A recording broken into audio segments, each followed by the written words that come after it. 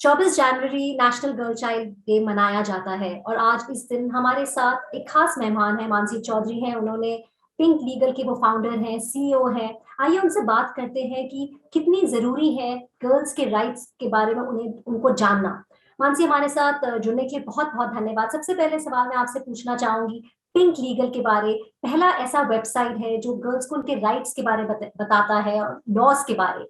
आपने इस पहल के बारे कैसे सोचा? तो धन्यवाद अंबिका।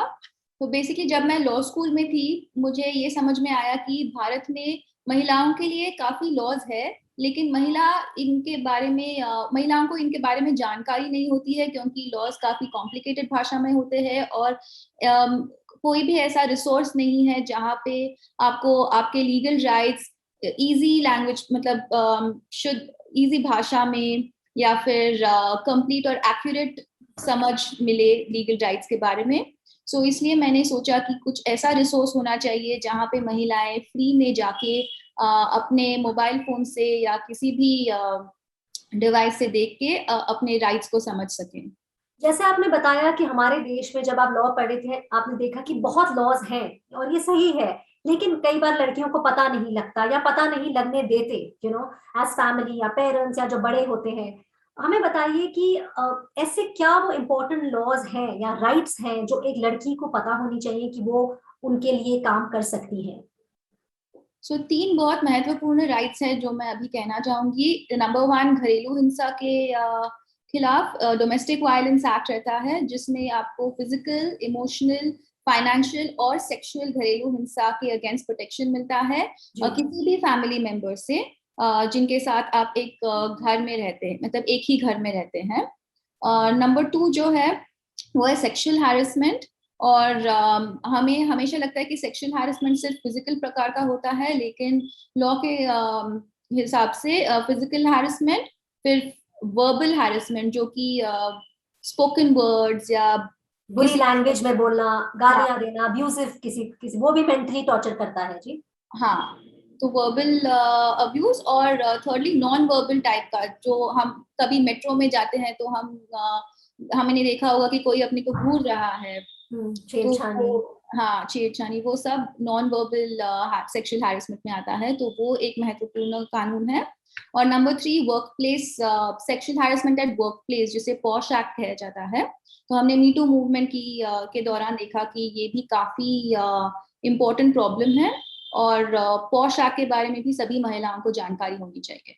जी, अगर मैं आपसे पूछूं 2020 में आपने पिंक लीगल की शुरुआत की है, कोविड के टाइम था, लेकिन इन 2 सालों में आपने क्या देखा है? सबसे बड़ी चैलेंज लड़कियों के लिए क्या है और जो सबसे ज्यादा वो जिसके लिए हेल्प ढूंढते हैं वो आप क्या देखते हैं?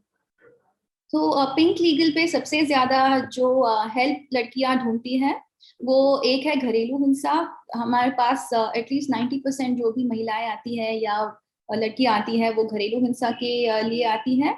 और नंबर टू है कि उन्हें शादी के लिए फोर्स किया जाता है उनके फैमिलीज के थ्रू देयर फैमिलीज। सो वो एक बहुत बड़ी समस्या है। तो ये दो जो प्रॉब्लम्स है। और नंबर थ्री, मैरिज डिवोर्स या बच्चों की कस्टडी, ये भी एक प्रॉब्लम है जो महिलाएं फेस करती हैं।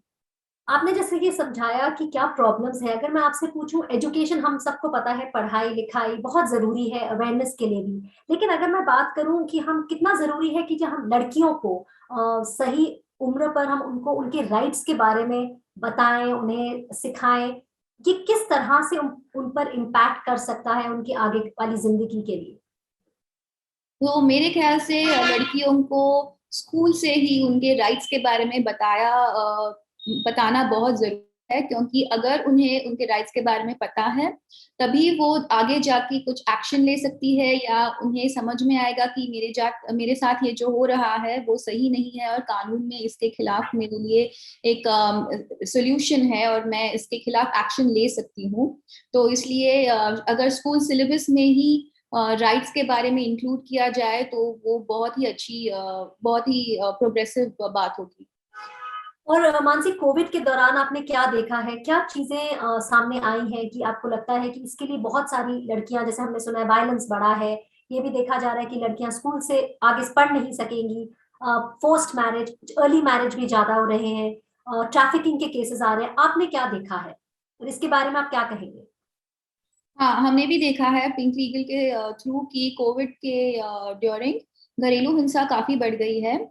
और लड़कियों को जो फोर्स्ड मैरिज मैं बोल रही थी वो भी बहुत बढ़ गया है, क्योंकि काफी फैमिलीज इकोनॉमिक हार्डशिप से गुजर रही है और उन्हें लगता है कि इस समय फिर लड़कियों को स्कूल पे खर्चा करने के लिए उन्हें में भी पॉसिबल नहीं होता है, तो वो लड़कियों की शादी जल्दी करवाना चाहते हैं और उन्हें लगता है कि इससे उनका बर्डन कम होगा। तो इस वजह से काफी लड़कियों का पढ़ाई रोक दिया गया है।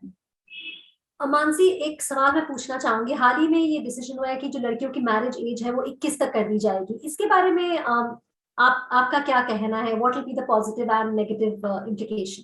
अभी लड़कियों को 3 ज्यादा साल मिलेंगे पढ़ाई करने के लिए या फिर जॉब करने के लिए और खुद के पैरों पे खड़े होने के लिए, क्योंकि 18 साल की उम्र में शादी कर देना बहुत, तब तक लड़कियां बेसिकली हार्डली 12th कंप्लीट कर चुकी होती है और उन्हें उतनी अपॉर्चुनिटीज नहीं मिलती हैं। और लड़कों के लिए भी एज 21 है, तो ये लड़कियों के लिए भी करके हमने बराबरी भी लड़कियों के लिए लाई है। लेकिन एक शायद नेगेटिव जो उसका हो सकता है वो है कि कानून के पीछे जो मैरिजेस होती हैं, जो अभी भी होती ही हैं, चाइल्ड मैरिजेस जिसके लिए जो इलीगल है, वो कंटिन्यू होगी और वो शायद बढ़ भी सकती है, क्योंकि 3 और साल मैरिज माना पड़ेगा। जी हाँ। जी। एक आखिरी सवाल मानसी, आज हम इस लड़कियों पर चर्चा कर रहे हैं क्योंकि नेशनल गर्ल चाइल्ड डे है। कितना जरूरी है कि हम अपनी लड़कियों को, हमारे देश की लड़कियों को, हम अगर जेंडर इक्वालिटी की बात करते हैं, ये यूएन ये गोल भी है, द सस्टेनेबल डेवलपमेंट गोल्स भी है, चाहे वो क्वालिटी एजुकेशन हो, चाहे वो स्टॉपिंग वायलेंस हो। हम किस तरह अपनी लड़कियों को सही मायने में how can we respect them, उन्हें किस तरह हम एम्पावर कर सकते हैं? तो सबसे पहला जो कदम है वो फैमिली को लेना पड़ेगा। और लड़कियां बर्डन नहीं होती है, वो एसेट होती है। ये माइंडसेट अगर फैमिलीज लेके आगे चढ़े तो हमारी लड़कियों को काफी अपॉर्चुनिटीज मिलेंगी, उनको पढ़ाई करने का मौका मिलेगा और उनको आगे जाके अपने पैरों पे खड़े होकर कुछ बनने का मौका मिलेगा।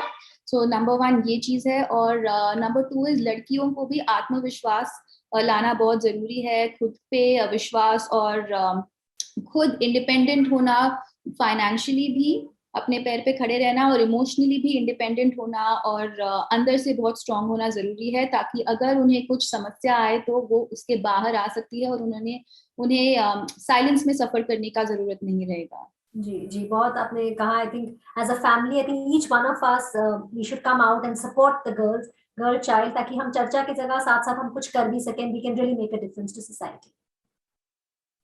यस, जरूर, बिल्कुल Ambika. Thank you so much Mansi, thanks for your time. Thank you.